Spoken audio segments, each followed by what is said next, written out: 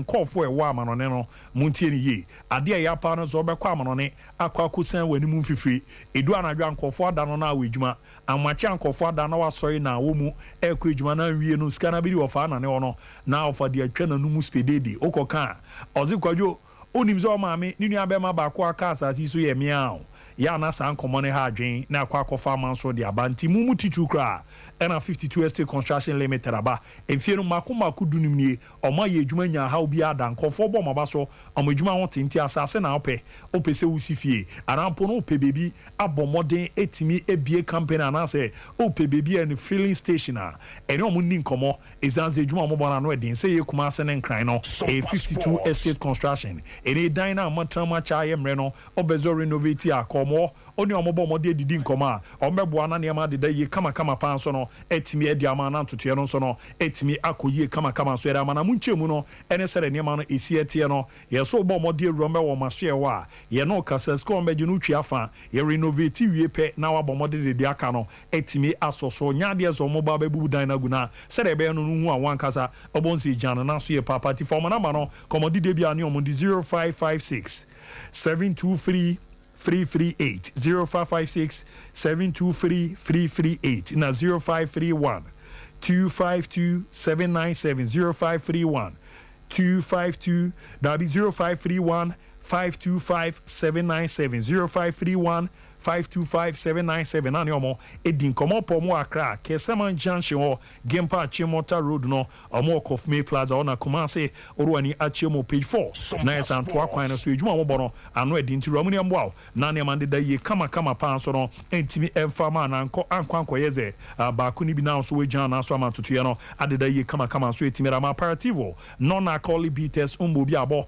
ejuma aparative bono yade ano edin ye pa na eyen habamba eni nuaba eni niaba bi ni akabo ma yede ayefi ilim patamo ena baba bebazi na mun komo na de man komo na yede ne ze ne baby girls ne nom ye no omudi nwa dance oye bi a o diabetes o kidney mu hawa pe bibo menya crank e ma me ne papa o mun fi akọ enimu no mon pa aparative ni bi nom wa ejuma eye ne yade aye ejuma asronko za akwada na fu ahye mfama na agina mo ebe na eye refi o se panyini ena no didi wi obo hwehwe a ebe na sa ha oni nyina aye timi refi o pe bi a oro ani chemo supermarket na drinking bars a oro na obenya bi pedo na to Free Masters Company Limited Obasanjo Road omo bena crack girls SHS no 050 553 6302 050 553 6302 and 024 573 4952 024 573 4952 Kumase no 055 394 7447 055 394 7447 and 054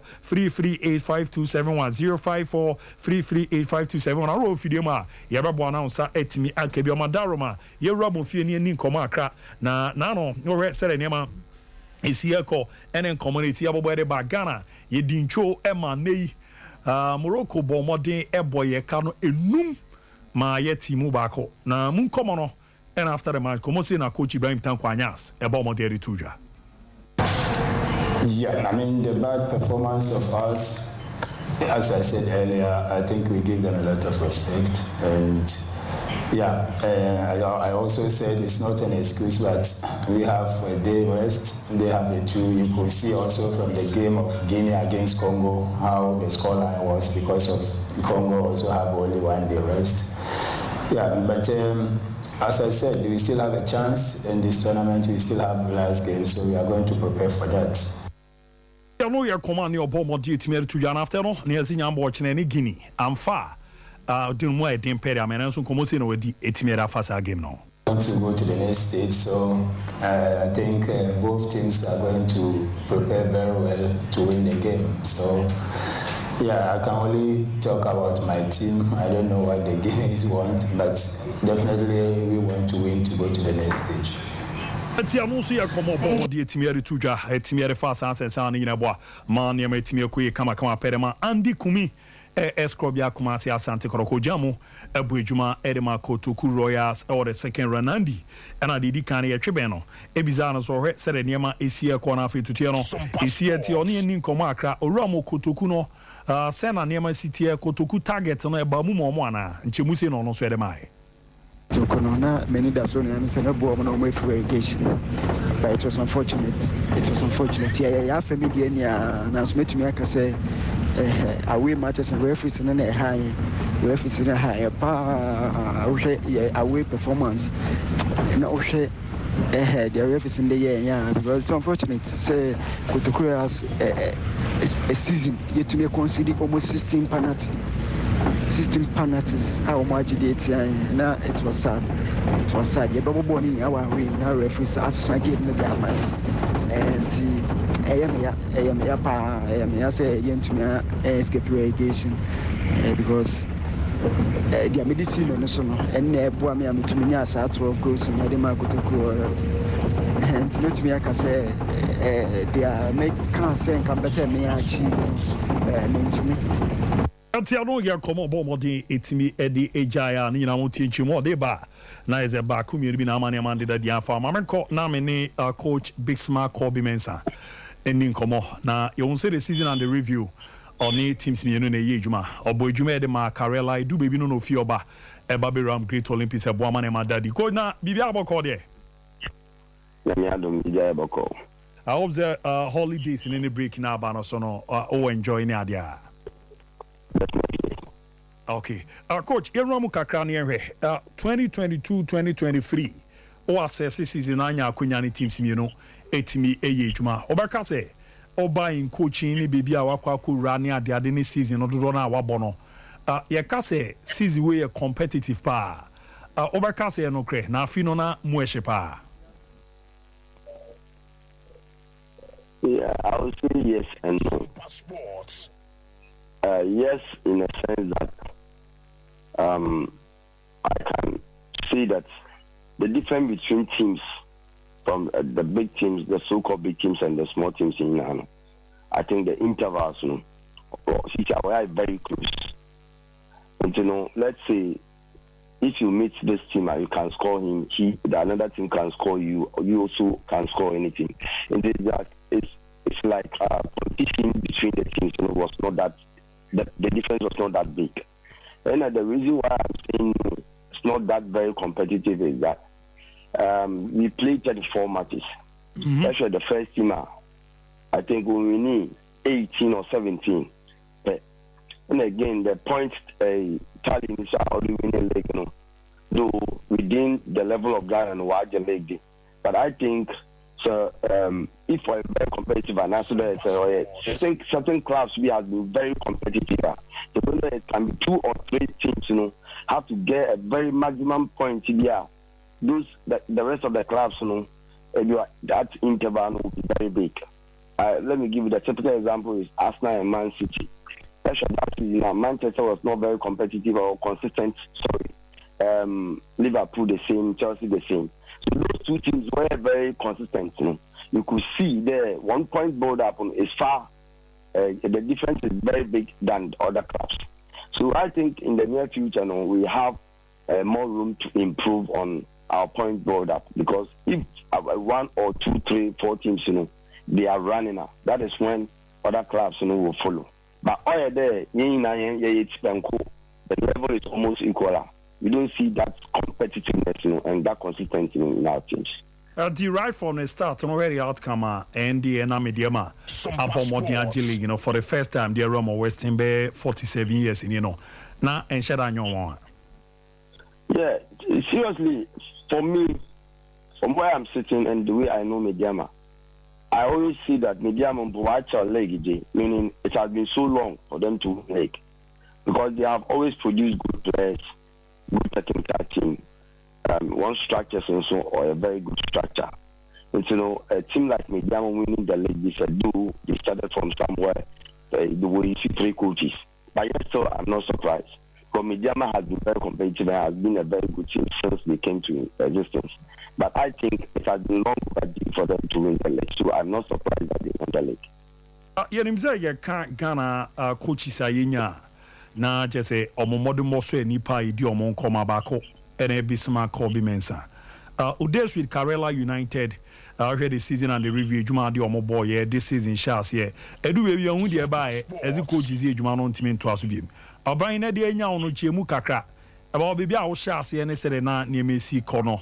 ne said they done the new players and a casa no more abaso Karela no. Then a cause we do baby na coach Ejumano na also to us to be our Karela.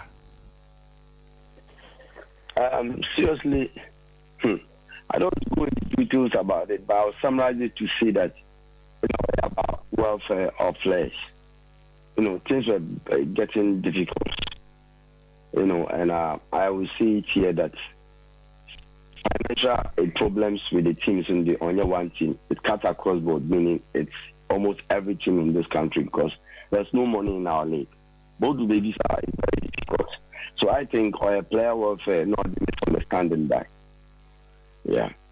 Oh, now about this also no, you himself there no Coco Buijma. Our chan nimu as assistant coach and I buy. I want maybe I'm not great Olympics down. Then him's almost so struggle. Then a motivate you Marco Coco for great Olympics age man after Karela United.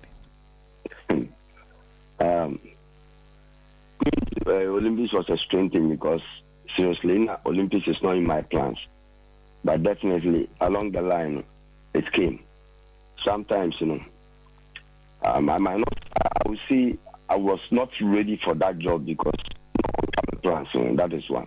But through certain painful, Olympics was so approaching, and all the media. It's always difficult for you to say no, and out of that, I accepted it. Though I am saying that Olympics was not part of my plans.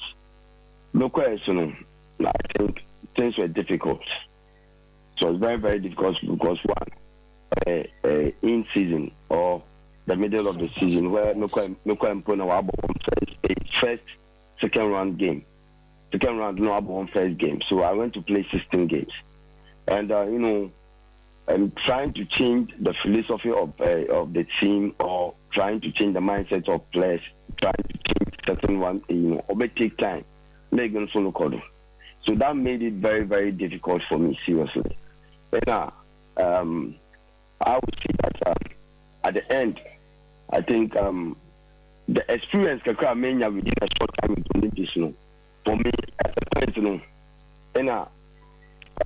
things were hard for me to even think about. But I can tell you today, the experience that I've gotten, I think I'm better off than the time I went to Olympics now, because it has made me a very strong person. And even I can tell you that now I've improved on my mathematics, in football. I will not talk too much about it. It was difficult in the beginning, but at the end, the main objective is that, as a person, mainly the Olympics for relegation. At a point in time, the major objective or the main objective was to escape relegation, and which, together with the technical team, the players and the management and everybody, we were able to survive. So I think I'm glad today that we were able to save the team from going to relegation. In Ghana, there were huge mama teams, baby, but a while transnational was so one. We national team, the NFIMO, na Baba Ramsey now didn't come on. Because the Olympics move, career, no because they're one of the best. You are Jumana, of course, or Kwakwe, was succeeding near Makuye team at the amount.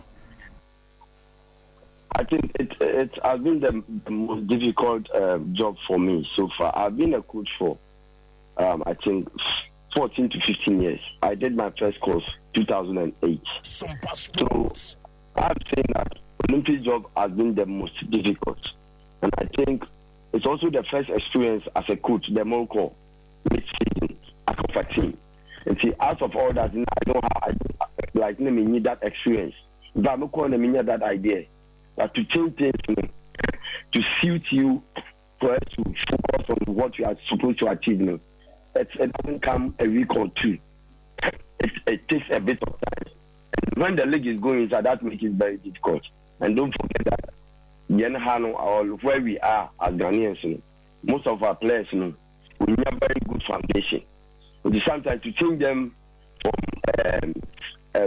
to follow your steps or to follow what you really want them to follow, or sometimes it takes a bit of time. And so I would say that taking that Olympic job is the most difficult job so far I've done. Coach Janre, na iya kwa no. You say contract na ni omo no na season and the abana we meaning is your future not saying you to also my great Olympics and baby do no you better have baby for. Okay, for now I don't know. All what I know is that I signed a short contract with them back against Olympics. To the end of the season. The season has ended. By grace, I have been able to send my reports. But as I'm talking to you, on paper, my contract has ended with the Olympics. Oh, Mate. Now, Major Amwako, but any nkomo we so. You was that time now you call channel na Sylvester Simba. You're part of players now. Modi Omukokuru now we the Black Stars B. Assistant coaches in Obako now. Meaning Sylvester Simba and Kazaboy was after Black Meteor's first game no. Now he Simba or Dream Saves in a ball no Kwakoboy and Kofu Canada papa. Meaning boy in Ankasa and the qualities in Onim League in Ankasa only Neshiada only na yejma Black Galas is there. Simba ball Ankasa good for your room kakre send is it was Dreams or Boni but Hano and Govozo Monjada win you. First of all, I'll say he's a very, very good player. He has a lot of quality, especially in terms of attacking play. He has it. He has that vision of giving passes, that vision of... If you had be more dance, Eddie free other bank branches in our friend numbers here, me baby boy. Na any bafu pulling this our so. You bet me a mount. Oh dear, a dance so cry, bribia, so dear no sha, one you can say workers no. Eddie and a bed dance. I feel we fan club director, fan club owner. Now on so per se on call for Nia Ataria who so be a year Africa dear. No so bet me a share Eddie Dimujume Biana. On so be friend and be ambabe bobosi na abwa. I feel so who ye school proprietor and a proprietress. We ni school be. Now per se we school no so no be crana mo woman to madada. Mo bese mo pam mo pe obi amana pam amam ana mo pese bafu polo e choose a specific design be de mamo na dance mamo so mo de hye no if ya da bia e de kyerese mu ya bi before onso be fresh a number ya me ba be bobosi it is Ghana for any Sompa hwefo ne yetie for ready number no e 0249 600 789 mesama sisubiem 0249 600 789 19 mesama sisubiem 0599 89 19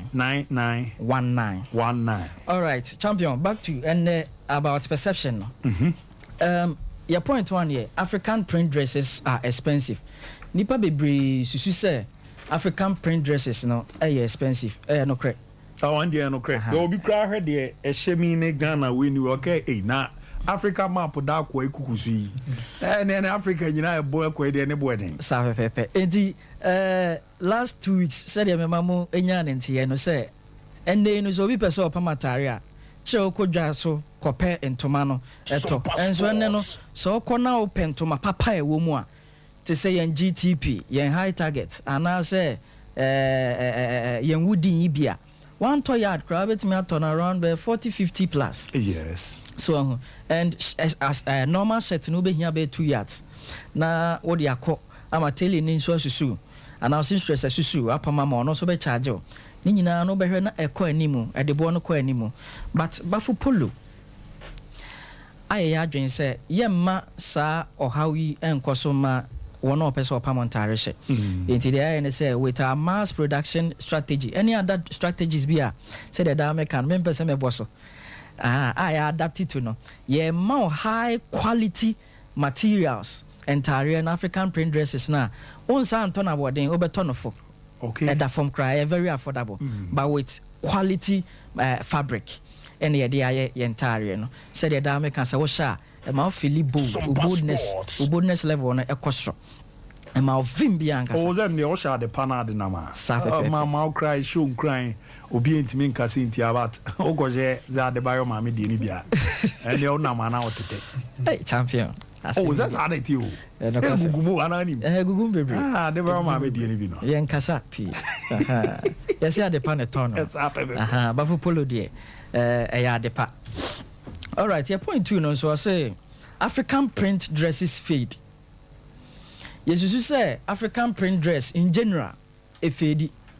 But champion Abosto yɛbɛdi adanse say atare bia ni wemfedi yes akwai te say wakoto broni a ɔka akwele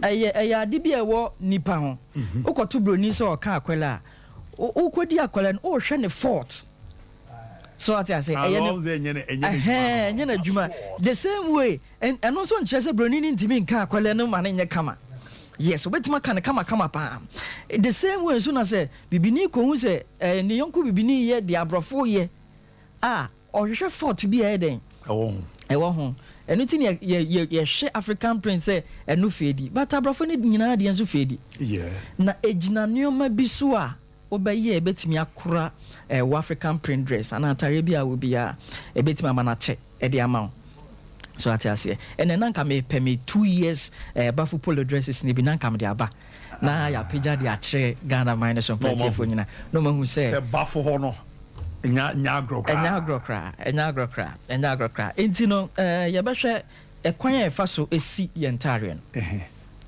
no we wash African fabric dresses separately from any other colored enti Sompa sports se ubesi bafu polo antaria etwa se we see separately from ontario bia ka bia wow see separately na eno beboa ma bafu polo no ache e dia ma number 2 no do not use harsh detergent or hot water enti so ko dwa so okope washing powder and I say washing soap e dia ba be si ontario na ye will be o a ano ye den I to say ye nyina anim say yesu say even ye mpan brim kran so obesi watare white bia kohwehwe samna bia na omo bia ye mentimi modin wa ha wonim say no de beboa ma white ani na okosi colored atare so omo bia washing powder bia wani gin wa beso sa pepepe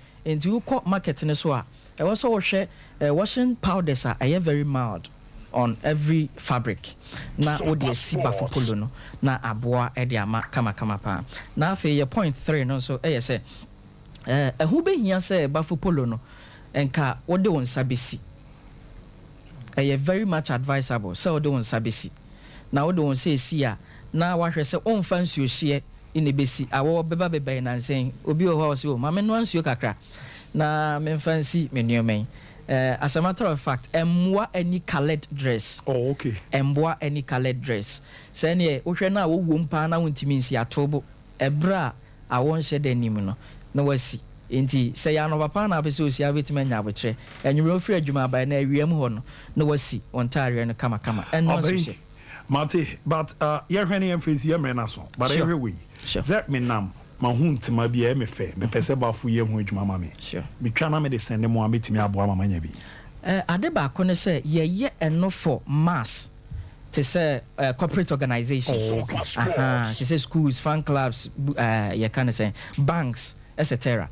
So but se koye individual there eno de ye nye sade eno de obe choose from 20 different designs abafo polo de by every month na wahwemu mate ti epema ye fa na be hu mo me pa to ye location no ahenema kokoben na ema no nye wa consider kra esan say ye deliver nationwide baby biara to biara mu a wo she baby biara say even who say efa flight kra kwa mo bi wa abrochira ye deliver na kama e de ma wo free numbers na 0249 600 789 and I say 0599 89 19 so for any of these numbers here bafu polo any obedi nkomo na ya kire ekwan obefa so na ye magana fo nyanti ye say apart from so betimi aba ahenema kokoben abehwe yen showroom ni ade no ura social media no so Instagram, Facebook, Twitter, TikTok ni nyina e bafu polo o type in bafu polo in the search engine na e do be ba yen page no ababehwe de e wo hopa na champion we dey facha me nkofo bi epe shout out sama fa mo mo na fa mo mo na minga kwan mechia boss set the autosome no say Mr. Krobia Nanaya Asante and afi Mr. Leneos Akpalu yeah Madam Comfort Penny and afi finally Mela of Ryan Education Complex Kodie Murray.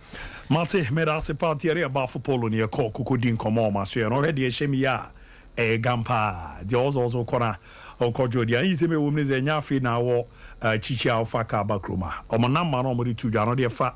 Ofa number no na ne omoka so mbeboa na onsa account de obebi a onso no wo bia na hyehyɛ na koyi kama pede amount 0249 600789 0249 600789 0599 899 0599 89919 mbwa na ne man koyi so entimi emfa ema ne ade a abozo bram kakra na yehwe na eyepe na ye abat mama nyi we fefi azara komia abam na afi no mama wa ye akona Premier Herbal Center meba jon ko ya akọ na kokonya ndupa ni bi na nonom na nya ahoden ebe ne uni ahoden a ya na wasem e mobo oba bewu asan de kakra sa ba fie na afi asem aba ni na nze Premier Anypo mo de ababa ko na Premier Herbal Mixture my goodness we no ano edempa a me booster atidi aye be na 8 me to ase Premier Frame Care Capsules baby girls na abade amamo center boat na weeka e also tighten no na eboa na so de gia don ze na kofi be no nsan ba bi ni na so ko ye no de odi akwa koja kofi no ho nya na kono biem je Premier Frame Care Capsules be na e ye de fi na Premier Berma Capsules o ye be ma enam ya ye du nya wa emre wo mpama me patcho Premier Berma Capsules we are wa be yomo aboma ba so opo mo a ampa me de woni achimo konkoli obo ase kwan no so no omo ho mo ebo adwuma krodi ma pom nupa no bi adani farmer embrom kuma se shagisco okanshi drug store lane ho akra na plaza obenya omo form number no 0532 667 334 0532 667 334 and 0555 388046 0555 388046 nembo na neman ko yepa enfama dia bozo bram na ye kakra na komia de ma wi ana mama frefo na bam na all the black mate your kika code them say no a difficult game but my catch up my checho mu in my analysis of the Guinean game. That a very difficult game. But it was all chere be can game no one kasa but em wura mu hwe na no 5-1 dia no edin. Well, Abu 5-1 because one the players no attitude on the day was poor. Young give you your best. You see Mimi the say ko bo nia onim ko bo nia wa hon debate me bonio eso bobia na mu ye shewa and so why ye nia say we look who share first goal Amel Richardson Esheya. Look, how could you allow Azazuli too much space? Already before this game, Yenim said, "Oh, you're a very good left winger." What do you say? Yenim Pa, so a very good left winger is their topmost player. Ama, they say, or train as if it didn't exist, and then gave the pass to Richardson to score. And Aaron Essel in this situation, oh mano. For a winger like that, or he has a little space. Debbie, I saw close in. And this game, I would have preferred that Opokuwake should start ahead of him. Game winner. Yes. I mean, look, this boy, also Mekacho said that is Ishmael Sabari, number 8. No, Mekacho said, or no, did Bemu first game no from the bench on a PSV. I know him, boy no. And so I told you that. Who can so almost preparing for a match. I'm preparing. Oba years papa. Aside go do share no. Any wonderful look. The goal they scored where we can time. About why they cry. We can time. Now wait technique. Na me prefer grab your crop bobo na mana kokona mo. Yes. So no pray no one bo. And at this level, all young players who show maturity and experience. The technical quality for your players no. Between your players and basic fundamental here, Bono, Omunim sir, they've watched our defense and then they see how your center backs not playing their defense. Where a one-touch pass and move, they were just opening the team up like that. Osha first go now, or the ball no called Chinronessa the Rase, and our center back will face him. And no ye, Bono the two for Emma Richardson to score. So a total almost dominating. We were not even contesting balls. In Sobila was poor. Ibrahim Hafiz Salim Adam. Young contest we don't close. A mamu too much space and freedom. A team are only technically good. Mamu space and freedom would have played like the way Guinea for the boy. Guinea for the ball no shiamu and making it difficult for their fullbacks to operate. Osha game where you see, say the left back Ayub Amrawi was pumping forward. and then you have Zakaria Uchib, the right. Omono that's out there. In the Basana, now Osama Azuzu, Adropi, Abe support the defense. And so we knew this. We watched their game, the first game. But team now pose a coach, respect. Yes. I don't think at this level you should be showing respect to Boroko. When you know how dangerous they are, you go and combat them. You compete. You're not aggressive enough. You're caught tackle cross. You're slow tackle. Look at this. This is one of the most silliest things to do. Oh, you're a defender. On call for line tackle. That's how they mark. Can. Chinaho, go with player no basa. You go with the player. Oh, call line tackler. While losing our own team, sorry, baby, you are finished. And these are basic defending, basic fundamentals. And at this level, with such a team, oh yes, I'm mistaken. Look at how our defense was open with Chiki East. Now we don't call a day no more. Oh yes, they wasted chance. I'm more relaxed here. Kind of coaches no changes, 4 changes no here second half. No, was to rest them for because they've already qualified anyway. Oh yes, and trust me, a very disgraceful performance. You show you all the players in the team should bow down their heads. Obian Shedanye, maybe the one who did quite well. Akra once again, that lad. Yeah, he made some 2 very crucial saves, but for those saves would have been 7. But the entire team, the defending, look at this. Awful. Very awful. And we need to psychologically. Oh, go no share. Technique. Yeah, but that is the point. A dream pa. A hana de bi American say Ghana no. Your problem pa. You see a solve. Yes, I no. Your league now see ball no coffee. Your problem no. Hey, we know. That's our major problem. The technical ability of a player, you develop it. The major problem at every point in time, when you born and you the ball no yeah, baby, so general, when you son so you see that is what they use against that. Those are football most and fundamentals and they're the basics. I do it there. Well, that's what we're lucky. Yeah, Baba, we give. I got Guinea game no the difficult game. Very difficult game. Come here. And one that way. And one that way. And your men are be trying to pay. And one that way. Them then it out. Abu. Almost a gun and one out. Sorry to say, but what so what about PS4 da? Yeah. Ubo PS4 nani pa krona na ebo ni mbochen. Na wo say ebo highline. Obe breast 1 2 kwa. All the way shisha osa. Oh boy, ana tesu achi. PS4 ne hwe no. We typical game. Typical PlayStation 4 gamer. Oni obi oni mbochen wo na game ye hwe. But how are you ready if you are a fair for them, bro? Why? If you are a fair for them, bro.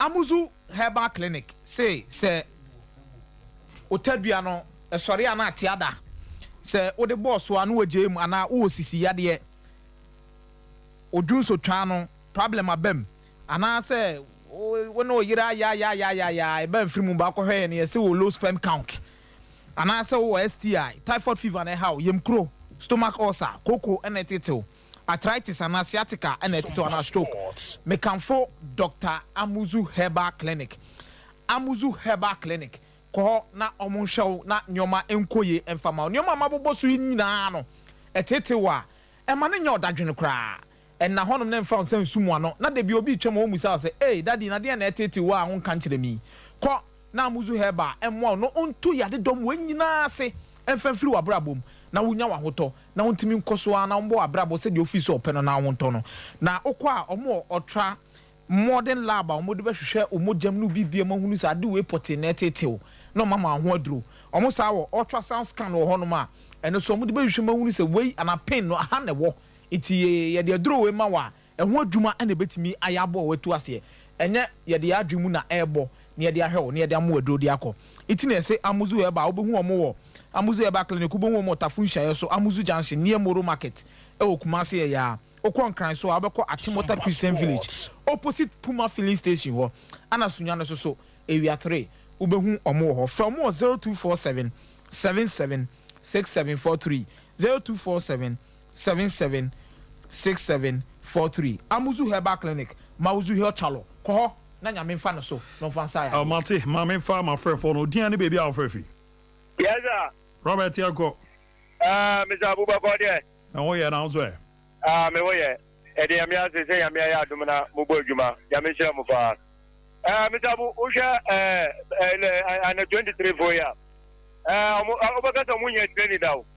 Training pa fani training. Into play to pa into that pa no. You win the so kana apa say.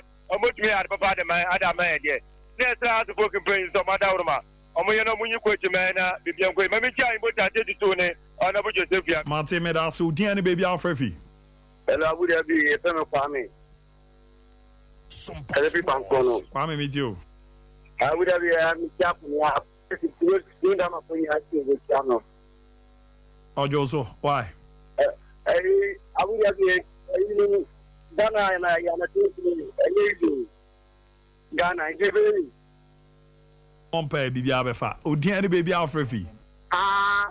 Oni akitwa na onye ikoba papa wa datu 20 so ibu national mi na mabaso no. Yego. Na Ricardo ni ho ye de. Na wo ye pa.